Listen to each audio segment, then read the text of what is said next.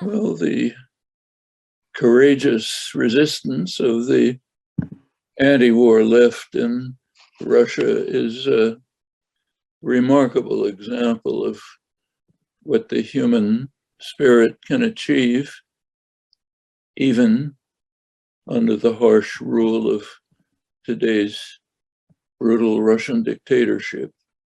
It's an inspiration to all of us, a beacon of light in dark times.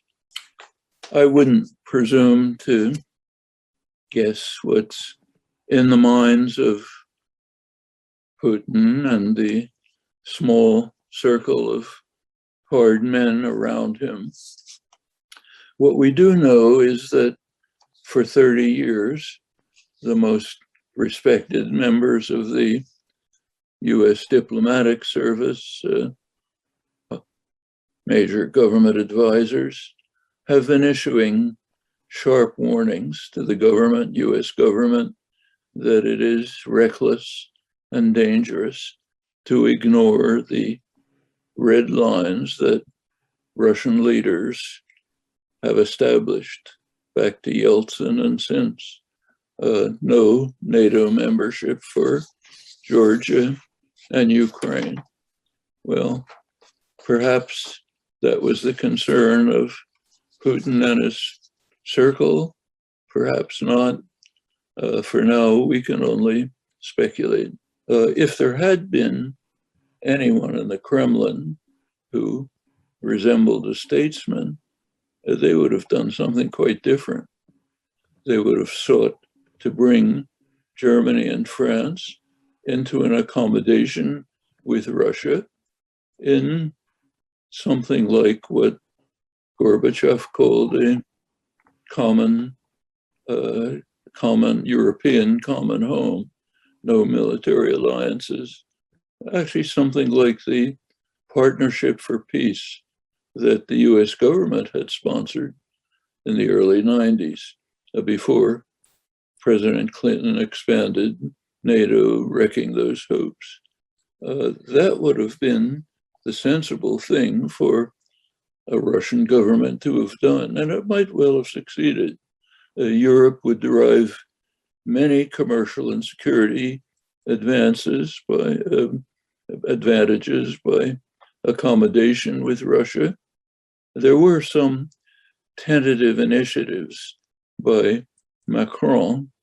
These were rebuffed by Putin, who preferred violence and greatly enhancing US global dominance. We can see it in retrospect, was obvious in advance. Neoliberalism, which was in fact a form of class war, is tottering as the result of what it has inflicted on the population of the world. It's tottering, it's not fallen.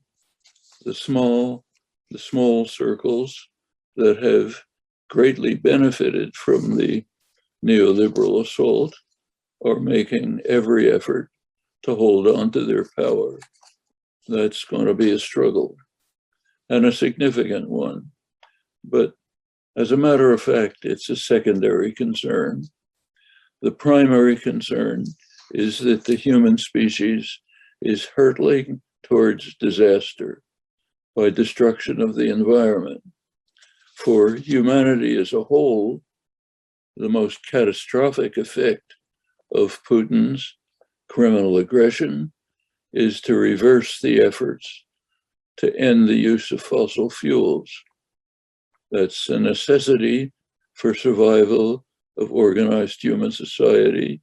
It's been sharply reversed as a result of the invasion of Ukraine.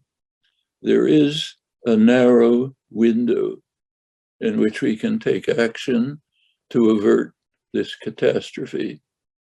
The narrow window has been closed further by the invasion of Ukraine. Unless we act effectively and quickly to overcome this crisis, it's not going to matter what kind of world order emerges. It'll be disastrous, so disastrous that we don't want to contemplate it. Well, there is time. There are many people, mostly young people, all over the world, dedicated to this necessary struggle.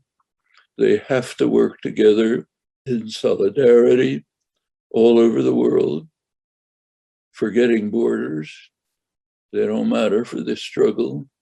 The struggle can succeed, but not without dedication, mutual support.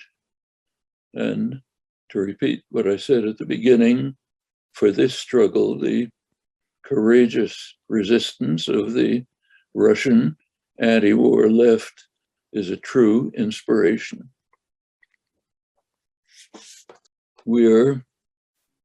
All of humanity is facing extremely serious dangers.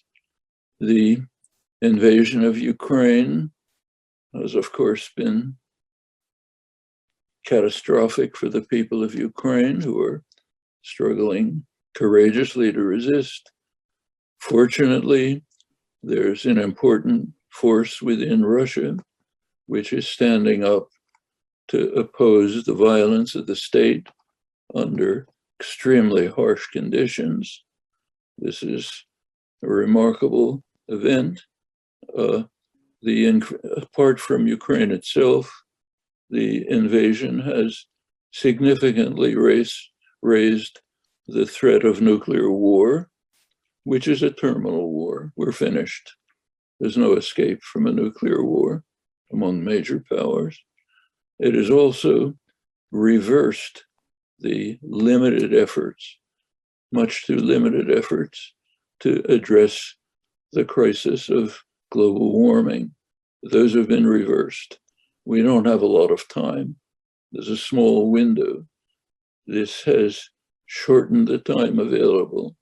We have to work effectively, courageously, in solidarity, in mutual support, forgetting borders. They don't matter. This is a global crisis, and there is a chance to ensure that organized human society can survive, and in fact, it'll be a better world.